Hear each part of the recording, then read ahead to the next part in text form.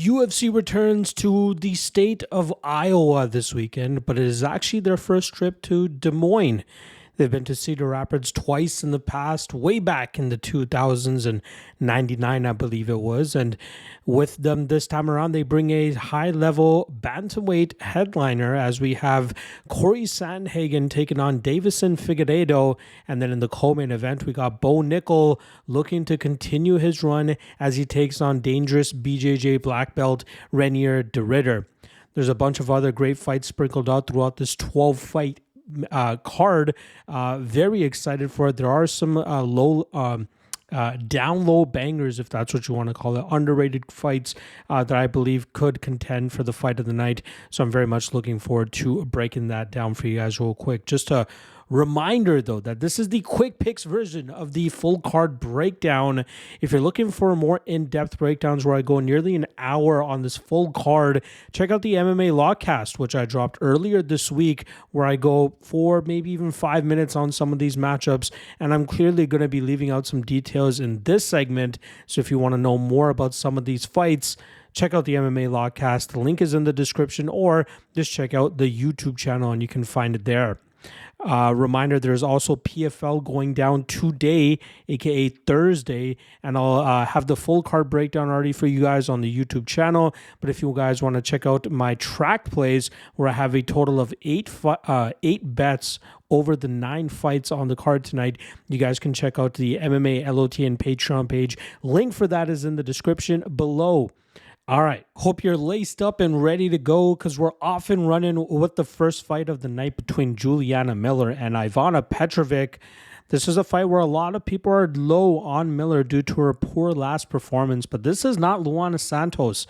I don't think that Miller will have as much trouble here taking Petrovic to the ground, and considering the improvements that we've seen after changing camps now to Jiu-Jitsu and relaying that she is as healthy as she's ever been in her UFC career, I think this could be one of those situations where we see her bounce back and surprise a lot of people, grinding this fight out and winning it on the scorecards.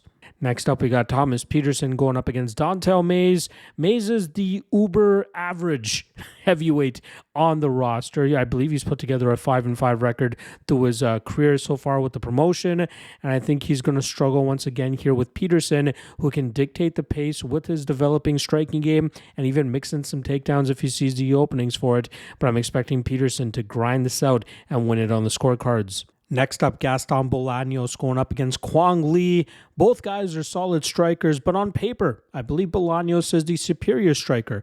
I wouldn't be surprised to see Lee look to take this fight to the ground to try to exploit some holes in Bolanos' grappling game, but I think we've seen good enough defensive improvements from Bolanos there to eventually look to get this fight kept upright, and from there picking Kwang Lee apart and winning this fight on the scorecards. Next up, we got Marina Rodriguez going up against Jillian Robertson. Clear striker versus grappler matchup here, and I have to go with the grappler, as I fully expect Robertson to grind this fight out, landing those opportune takedowns and taking advantage of the poor takedown defense and get-ups of Rodriguez, which should eventually lead to Robertson landing and securing a submission victory. Next up, we got Ryan Loder going up against Azamat Bekoev. A lot of people are overlooking the wrestling of Loder in this matchup, and also overlooking the fact that Bekoev struggles, even in victory, against guys that can provide resistance in the grappling realm, and that's exactly what he's facing here against Ryan Loder. Look for Loder to shut down most of Bekoev's grappling, initiating a ton of scrambles and ending up coming out on top in those spots. And I think that this will play out much, much closer than the odds indicate. So I have to lean with Loder here, and I think he wins this fight on the scorecards. Next up, we got Yana Santos going up against former women's bantamweight champion Miesha Tate, and I believe we're going to see a great performance from Tate here, as she should be able to take advantage of some of the grappling shortcomings in Santos' game. Look for Tate to mix up her takedowns well, land solid top control, and from there grinding this fight out and winning it on the scorecards. Next up, we have the return of both Jeremy Stevens and Mason Jones. This should be a fantastic matchup, and it's clear why the UFC decided to put this fight together, but I have to lean with the youth and being closer to his prime with Mason Jones, as I expect him to mix up the game well enough to really wear down the soon-to-be 39-year-old, and then eventually securing a dominant position to either get a ground and pound TKO finish or a submission victory. Give me Mason Jones. Next up, we got a great striking battle here between Cameron Smotherman and Sidey. I have to lean ever so slightly to the Sidey side, as I believe his range and height advantage will help him dictate the pace of this matchup, landing more shots from distance, but also the improvements that we'll probably see from him after spending the majority of this training camp down at the MMA lab. I think we'll see a new and revitalized version of Sidey, allowing him to grind this fight out and winning it on the scorecards. Next up, we got Montel Jackson going up against the 17-0 Daniel Marcos, and I believe it will be 17-1 after this weekend as Jackson shuts down the calf kicking and grappling game of Marcos, landing his big power, muzzling Marcos, and eventually getting that KO finish within 10 minutes. Next up, we got Santiago Ponzinibbio going up against Daniel Rodriguez. Ponzinibbio has looked like he started to slow, and his durability has become a little bit of an issue. But I don't think he has too much to worry about in terms of the power coming back his way against Daniel Rodriguez here. And I think that we'll see Ponzinibbio dictate the pace of this matchup, land more impactful shots, and eventually make it look good enough for the scorecards so that he can get his hand raised by decision.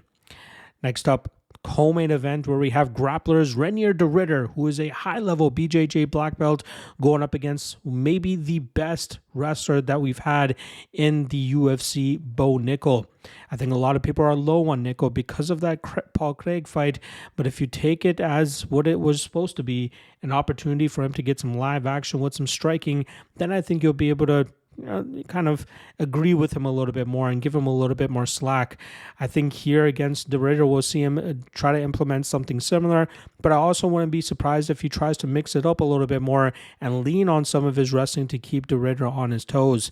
I think that will eventually lead to Nickal landing a big shot on de Ridder and putting him out, winning this fight by knockout. And that brings us to the main event, as we have former flyweight champion Deiveson Figueiredo going up against former title challenger Corey Sandhagen, and I think that this is a perfect stylistic matchup for Sandhagen. Figueiredo may look to implement some grappling early, but I don't think he can do it for longer than 2 rounds, which makes me believe that Sandhagen can really at least win 3 of the last 4 rounds, and he can utilize his output, cardio, volume, and even his own grappling to put Figueiredo into some bad spots, leading to Sandhagen grinding this fight out and winning it on the scorecards. There you guys go. Quick picks for UFC Des Moines. Reminder, PFL goes down in a few short hours here as well. Check out the YouTube page for my full card breakdown on that, or check out the MMA LOT and Patreon page if you want the track plays that I have for this card. Otherwise, I'll see you guys again tomorrow for the Locky 2-Step / Locky Trinity Free Parlay and the Prop Drop, both for UFC Des Moines.